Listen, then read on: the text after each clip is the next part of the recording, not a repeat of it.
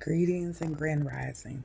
So, as I'm finishing up my daily meditation, I wanted to get into this divine feminine energy that we are invoking. And why is this so important?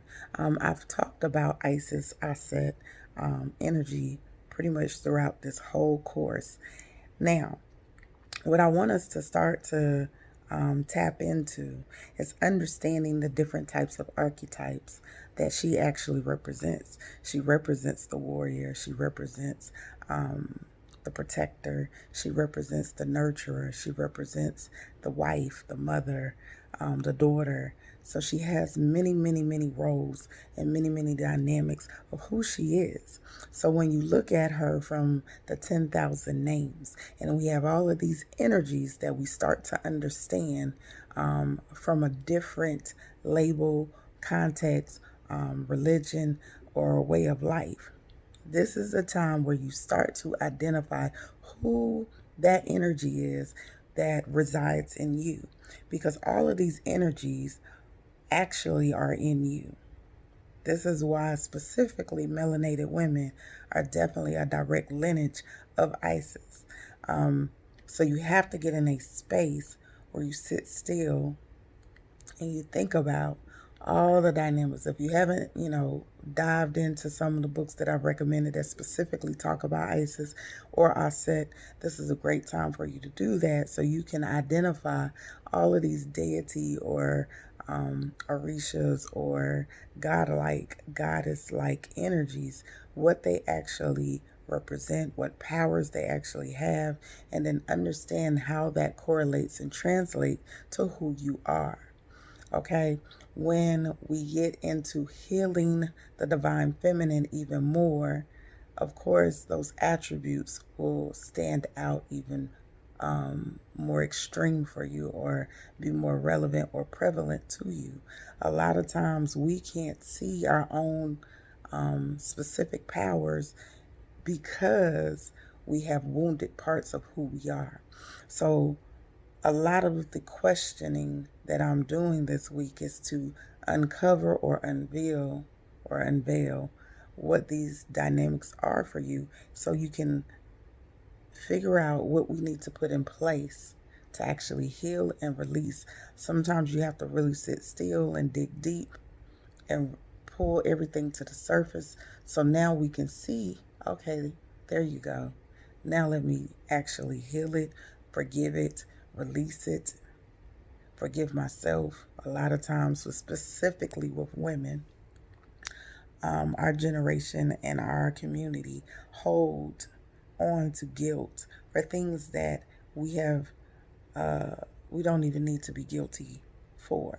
Okay, so we in this particular community tend to hold a lot of the weight and responsibility on our shoulders, and some rightfully so, but understanding there are different dynamics and environmental um, things that have happened that have brought us into the state that we are. So we have to actually recognize, identify that, and say, okay, that wasn't all me, but I do forgive myself for feeling like XYZ.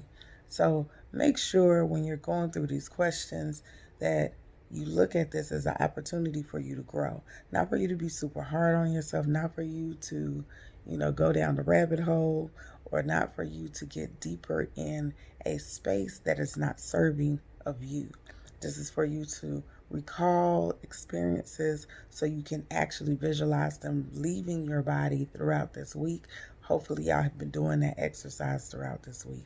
Like I said, when we think about these amazing goddesses, the amazing energies, and who they are from the most highest respect and regard, these energies and dynamics all existing with us. These are not things that you should be exalting or holding on a pedestal outside of who you are. They are you. You are one and the same. So when we say Isis is the giver of life, so are you. She was able to speak life into her husband, so can you. Or your mate, so can you. She was able to resurrect him from the dead. That doesn't just represent her husband, that also represents consciousness and the collective in general. So your ability and your power to speak things into existence, to speak things and turn situations around, that power lies in who you are. You have to take the time to say, I identify this part in me. I cultivate this part in me. Now, I embrace this part of me. I know that this is part of me. So we want to be in a space that I want you to identify all these different archetypes. Where do you see you operate in that at any given moment? I'm actually going to send y'all a card that I think in the Sybils, I want to say it's the Black Sybils deck, that it breaks down this particular dynamic even further for me, because we think you can't operate in different dynamics or energies. Sometimes we get stuck in a box, but that is not who we are. We are multidimensional beings on so many levels. We are multidimensional beings on so many levels. And being that, we are able to invoke and empower different aspects of us when the time calls for it. That's why you see mothers who are able to lift cars off their children, because they're able to tap into an energy when the time calls for it. That's why when things get hard for you, you're able to kick into another gear, because it's called for that energy, that survivor, that strength. When you have to be soft and be seductive, that calls for that energy. So today and the rest of this week, I definitely want y'all to get more into, how do I see Isis or Aset mind or energy in me?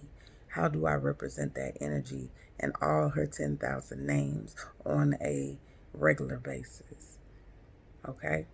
I love you guys. I will that you have an amazing, amazing day. And I'll talk to you soon. Peace.